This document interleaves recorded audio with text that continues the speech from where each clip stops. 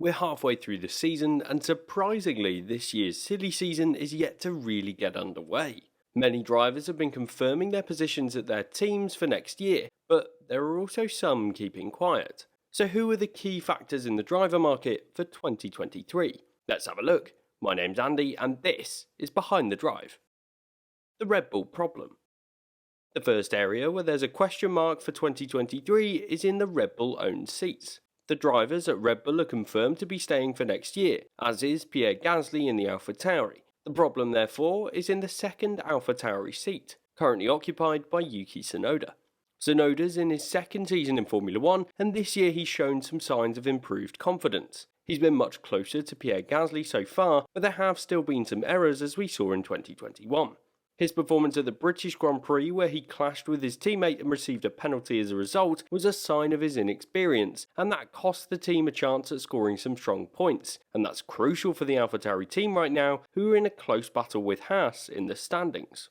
There's certainly a possibility that Tsunoda keeps hold of his seat for next year, and the AlphaTauri team might want to keep hold of him given he has some good experience in the team and in the sport. But at the same time, it's difficult to see Tsunoda's long-term prospects in the Red Bull teams and even in the sport as a whole right now. In addition, Red Bull have 5 drivers in the Formula 2 series right now, with a few having an outside chance of progressing into the top tier. These include Juri Vips, who remains part of the Red Bull Junior team but had his test and reserve driver roles taken away from him after his use of racist language earlier this year. Dennis Hauger, who's the current Formula 3 champion and is currently 7th in the F2 standings, Jehan Daruvala, who's currently 4th in the F2 standings and is in his 3rd season on the F2 grid, Liam Lawson, who's 10th in the F2 standings, and then finally Ayumu Uwasa, who's 13th in the standings in F2. Of these options, I would say that Liam Lawson or Jehan Daruvala are the most likely candidates for promotion should the AlphaTauri team want a new driver for 2023. However, Dennis Hauger is a serious talent, and although he might not be ready for a seat next year, if he continues to develop and does well in the F2 Championship next time around, he might be a good option. So it becomes a question of whether the team wants a move now or wait for later, and that's difficult to judge. Historically, the Red Bull Junior team has been ruthless in their decision making, and when drivers have failed to live up to expectations, they've been moved on. So Tsunoda is pivotal in the driver market this year. But for me, I think they'll stick with the Japanese driver, with the plan to look towards Dennis Hauger to take that seat for 2024. But I've been wrong before, and I definitely will be wrong again. Does Vettel really want to stick with Aston Martin? The next area in question for the driver market is all about Sebastian Vettel. There's been a theme throughout this year so far with Vettel's language to the media, and that theme is that he's not happy with his situation at the Aston Martin team. It's no secret that the Aston Martin setup is underperforming this year compared to the expectations that they set for themselves, and the huge investment in the team is not paying off so far. Similarly, Vettel is a driver who said he's motivated by winning, and he's capable of doing so, and so this frustration is understandable. In addition, his contract with the Silverstone-based team is up at the end of the season, so it seems like unless Aston Martin can give him some confidence that he can get closer to race wins, it's unlikely he'll want to stick with them. In terms of Vettel's subsequent options, these are also limited. To get a drive where he can get race wins is very unlikely. Only 2 teams have achieved that feat so far this year, and both of those have confirmed driver lineups for next season and are unlikely to be interested in Vettel's services. The same is true for Mercedes. There are some rumours to suggest that he could have an outside chance at racing for McLaren in the future, with Daniel Ricciardo struggling, and this is certainly something that we'll be looking at in this video. But for me, that again seems unlikely, and even that's a move that would be unlikely to fulfil his winning ambitions. So retirement seems plausible, and perhaps even likely for Sebastian Vettel. So what do Aston Martin do? Well, they've invested heavily in their move to sign Sebastian Vettel for 2021, so there's certainly scope for the team to go for a top driver once again. But their options are limited. They could look to their reserve driver, Nico Hülkenberg, who's very experienced and is keeping close to Formula 1, but it's also unlikely that the top drivers could see the appeal of a move to the Aston Martin team. So for me, I think Hülkenberg would be the team's best bet should they lose their number 1 driver in Sebastian Vettel. Daniel Ricciardo's future remains uncertain. Talking about McLaren, we need to talk about Daniel Ricciardo and his prospects at the team. It's worth highlighting here that Ricciardo is under contract for 2023, and he has been confident in the fact that his future will be with McLaren in Formula 1. However, the team has been publicly stating that he isn't living up to the team's expectations. At the same time, they have been saying that he would be staying with McLaren next year. I thought it was an interesting point that Will Buxton made on Twitter recently to say that the terminology being used by the team has been very tactical.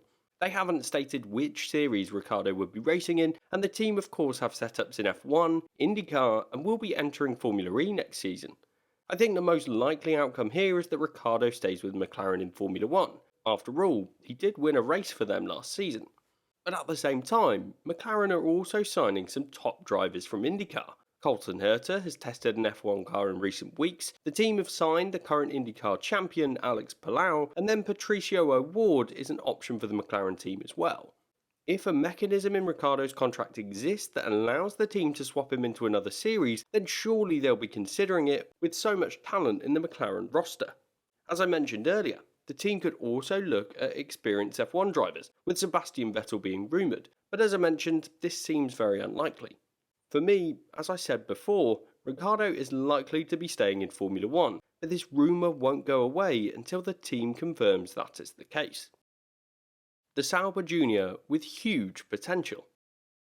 The next area to look at is in the Alfa Romeo team, and there's a young Sauber driver in Teo Porsche that will surely be ready for Formula 1 before too long. The French driver came second in F3 behind Oscar Piastri in 2020 and is currently third in the F2 standings. He's got a huge amount of potential and is a brilliant prospect. He agreed with the Sauber team that he wasn't ready for the step up for this year, but he will surely be ready after the second year in Formula 2. The driver will be looking to get his opportunity to join the grid via Alfa Romeo, and looking at the drivers in those seats already, Valtteri Bottas has a multi-year deal with the team, and Zhou Guanyu is the driver who might be at risk. The Chinese driver has been performing well so far in 2022. He's not performed at the standard of his teammates, but he doesn't have the amount of experience of the Finnish driver, so this is to be expected. In addition, Zhou Guanyu offers a huge amount of commercial benefit, being the first Chinese driver in Formula 1, and also offers huge financial support. So the decision for the Alfa Romeo team is to either stick with a driver that offers them the financial benefit, and one that is showing potential after they've given him a chance this season, or alternatively, the team can go for a driver that has a huge amount of potential, and one that could be one of the best in the sport in the long run. It's a tricky decision for the team, and I suppose it all comes down to whether they need the financial backing from Zhou, and how well Porsche does in F2 fighting for his chance to get to Formula 1. For me, I think Porsche is a driver that does have a future in Formula 1, but sometimes having talent is not everything. In this case though, I think that the investments made in Porsche through the Sauber Driver Academy will be worth it to go with the French driver for 2023, and give him the opportunity to develop under the guidance of Valtteri Bottas next year. Are both Williams seats up for grabs? The final area that's pivotal for the driver market is the team that sits last in the championship standings. Williams has not been able to progress up the order with the new regulations and remains the worst team on the grid. Not only this, but the team's drivers are potentially a flight risk for two very different reasons. Nicholas Latifi is a driver that's underperforming. Given he's in his third year in the sport, he's running out of time to start delivering for that team. Latifi was brought into the sport as a pay driver, and at the time, Williams needed that financial support, but the situation has changed. Since the team was bought out a couple of years ago, their financial worries have reduced, and as a result, the team has higher expectations of performance as well. Latifi's performances this year so far have been disappointing. He's made errors that have been costly for the team in terms of car damage and potentially even delayed developments, which the Williams team desperately needed to improve their performance. It's taken the Canadian driver a long time to get up to speed this year, despite the fact that he's gathered momentum through the second half of 2021. There have been signs that he's made progress this year, as his performance in the British Grand Prix was excellent in the wet conditions of qualifying and then early on in the race. He's definitely got some potential, but there are rumours that suggest that the team have run out of patience with their driver and are looking to swap Latifi out for Oscar Piastri, the young Alpine driver that was so dominant in Formula 2 last year. Personally, I think this move is likely to happen. Williams don't need the financial backing anymore, and the benefit of having a driver that's stronger on track outweighs the potential financial gap. On top of this, There could even be a deal with Alpine regarding Piastri in the first place, meaning there may be benefits with a power unit deal as well, but this is uncertain. Alex Albon is a driver that might have a future at another team if he gets the opportunity. The Red Bull-backed driver has performed excellently this year, and this is hardly a surprise. Albon was unfortunate to lose his seat at the end of the 2020 season, as Red Bull left it late to decide to bring Sergio Perez into the team, resulting in Albon not having any alternative options. But his performances in the Williams car may have attracted attention from teams further up the order. A team like Aston Martin, should they end up in a position where they need to replace Sebastian Vettel, may decide that Alex Albon is a good option for them. This is not necessarily a guarantee, and in my opinion, Alex Albon will stay with Williams for next season, but I think the move to replace Latifi will be announced before the end of the year.